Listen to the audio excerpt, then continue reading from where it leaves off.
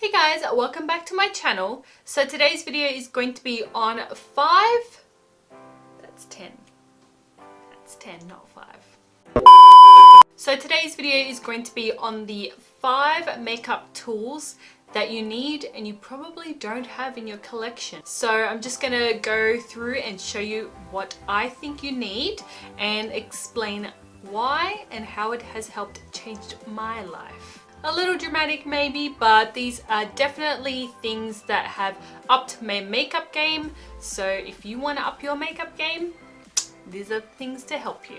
So the first one is a spoolie brush. Now, this is important for everyone to have.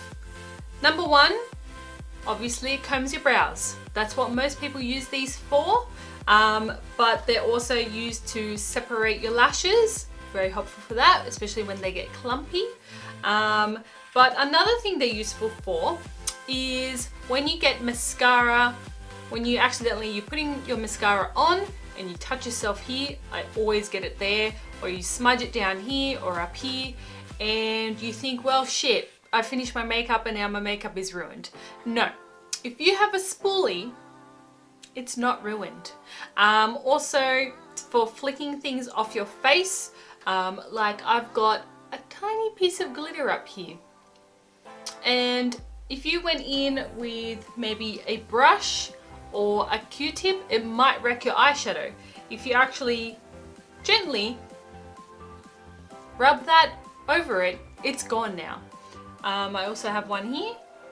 Oh, it's gone now. But this is so helpful, especially if you have mascara on you. What you need to do is let it dry. So finish the rest of your makeup and then go in with your spoolie and just flick it off. Because it dries up, it's just gonna flake away. So this is really important for your brows, for your lashes, and for those little mishaps that can happen. Everyone should have one of these. They are awesome. Number 2. Now, don't judge me, mine is pretty disgusting and I need a new one, but an eyelash curler. Just your normal kind of tool, nothing special. But every time that I use my eyelash curler and then the next day I don't, there is a giant difference. Giant difference. And I know some people's lashes are just so straight that an eyelash curler will not help them, but if you don't really have that problem, I mean, you won't know until you try it, but I think everyone should try an eyelash curler and see the difference. It lifts your lashes so much. I always get compliments on how long my lashes are.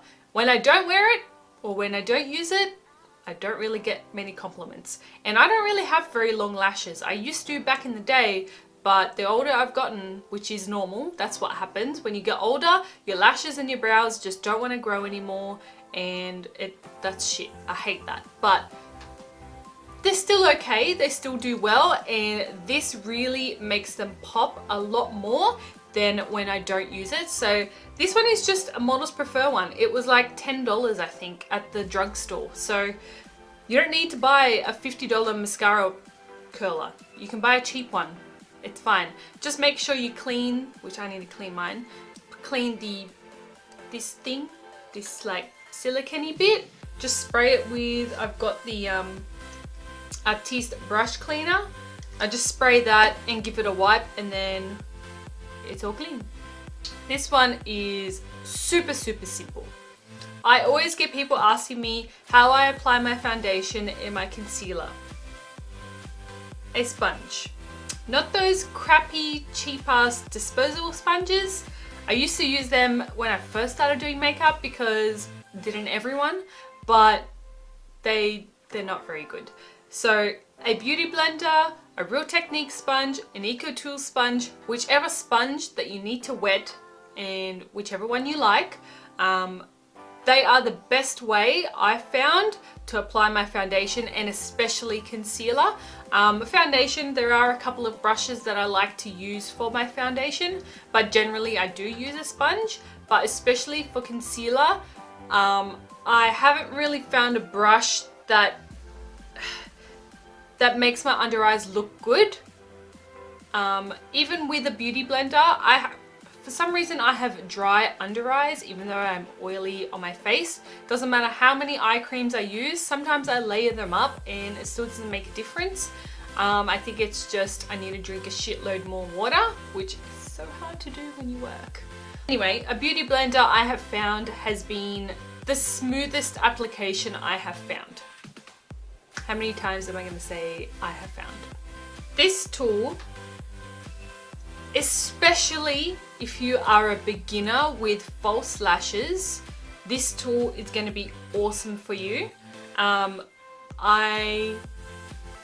not a beginner with lashes, but I can't put my lashes on without this. But when I do other people's lashes, I just use my fingers. It's really weird, but I can't maneuver on myself the way I can on someone else. So this is the Ardell lash applicator. So you've got the tweezery kind of side, and then you've got this side, which is really good to push the lash down. So it's literally like a tweezer, and you hold your lashes and you can just pop them so straight in the middle. And then what I do is I get the other side and I push down where I need to push down. This tool has changed my lash game. Before I got this, I couldn't really wear lashes. Like, I couldn't do it. It was no good, and I would always rip them off and forget about it. I couldn't do it. So since I got this, I can actually wear lashes, and it doesn't matter what lash. Even if it is a super thick band, yeah, it's harder to do, but I can still do it using this tool. And now, the last thing, which you're probably gonna laugh at, but trust me, this will help your makeup game. Tape. Where were we before tape? I really don't know. Tape is awesome for getting that sharp line of eyeshadow. Otherwise, it's awesome for wing liner. I can't really do wing liner without it. If I do, it takes me about 3 hours to do. So tape is awesome. I love it. You can use it for all sorts of things, but especially doing that wing, it just helps so much. So if you can't do a wing, okay, what you do, you grab a piece of tape, okay? Then put it somewhere on your skin, on the back of your hand usually, but my hand is all dry. So I'm just putting it here, put it on, and then take it off so it's not super sticky and you don't rip your face off. And then you place it whichever way you want to. So say, that's how I want to do it.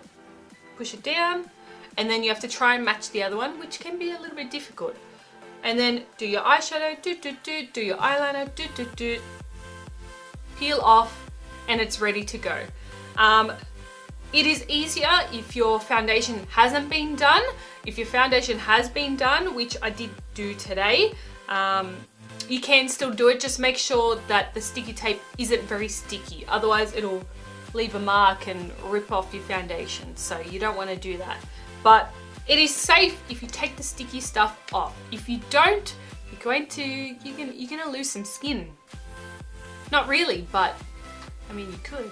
If you guys enjoyed this video, please give me a thumbs up if you did. And before you leave, don't forget to subscribe to my channel. I post here every single weekend, and I would hate for you to miss out. Thank you guys so much for watching, and I'll see you in my next video. Bye.